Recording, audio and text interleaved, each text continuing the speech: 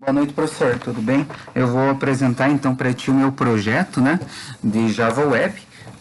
Lembrando que eu utilizei o template que o professor desenvolveu conosco do projeto de Web Compras, eu apenas adaptei, na verdade, para o foco do meu projeto, que é uma loja de jogos, né? Então, demonstrando aqui no NetBeans, onde eu tenho aqui as web pages, eu tenho separado por pastas todas as ações do CRUD referente a cada uma das classes, né, envolvidas nesse meu projeto. Além disso, eu tenho uma classe responsável pelo filtro administrativo, assim como eu tenho também uma classe que irá fazer o controle dessa seção, né? Eu tenho também a classe controle, né, que vai fazer o controle de todas essas ações, e também tem a classe entidade, que como um modelo MVC, né, vai servir como o modelo, a classe responsável pela orientação objeto ali. Então eu tenho também uma classe Faced, né, que é uma classe de fachada. Então, passando aqui, professor, para demonstrar para você a aplicação, né? Só deixa eu deslogar, que eu estava logado ali antes.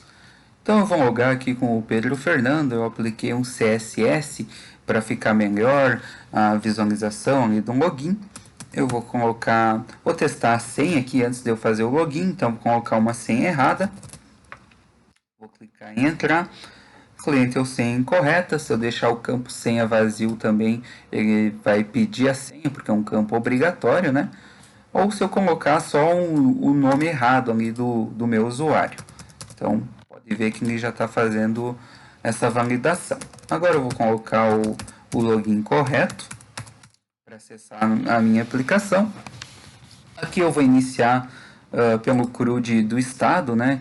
Que, como expliquei, é baseado no do professor. Então, aqui a gente tem o código, aqui a gente vai informar o nome desse estado, né? A sigla.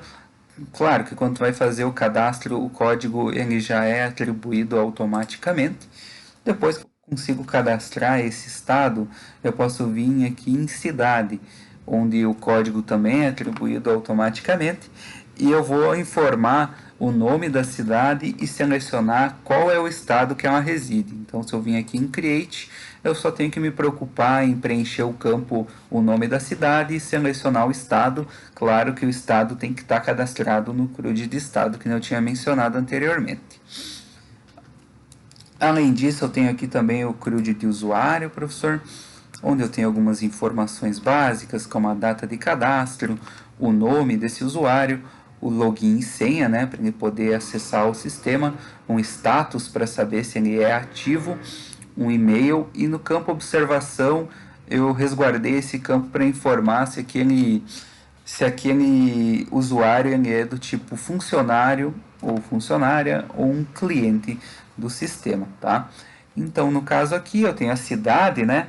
Que eu tenho que ter cadastrado primeiro o estado, depois a cidade, então já tem uma relação ali entre estado, cidade e usuário. O Pedro, no caso que eu estou logado aqui, ele é do tipo funcionário. Então, se eu vir aqui em produto, no jogo, né, que seria o produto, eu vou ter as informações sobre esse meu jogo, o nome, o gênero, o ano de lançamento, a data que foi cadastrado, um preço unitário, também o status para saber se é um jogo ativo ou não no meu estoque, né? E o usuário, né? Como o Pedro é funcionário, ele que cadastrou todos esses jogos que eu tenho cadastrados, tá? Então agora passando para a parte principal do projeto, eu vou vir aqui em operacional e vou clicar em efetuar compra, tá? Aqui eu vou selecionar então alguém para comprar algum item, eu vou selecionar o Cortese aqui, eu clico em criar compra, ele já habilita aqui me informando qual vai ser o identificador dessa compra e quem que é o cliente, esse usuário, né?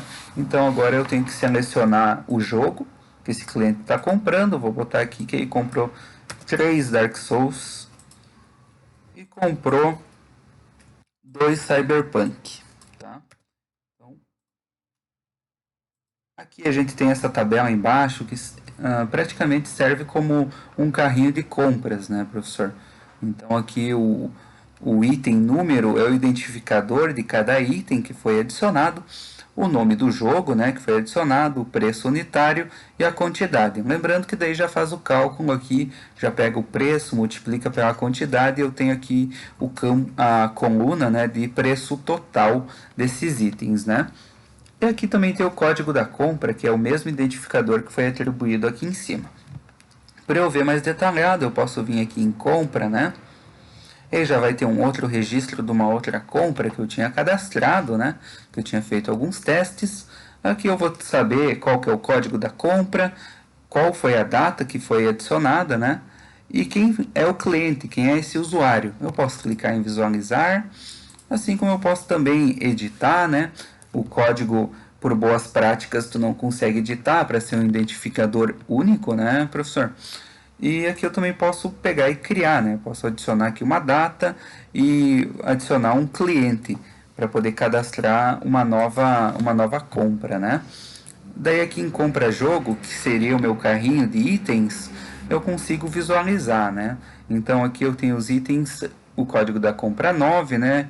O nome desses jogos, o preço total, quantidade e o preço único. Também consigo visualizar de uma forma bem mais ampla o que envolve, né?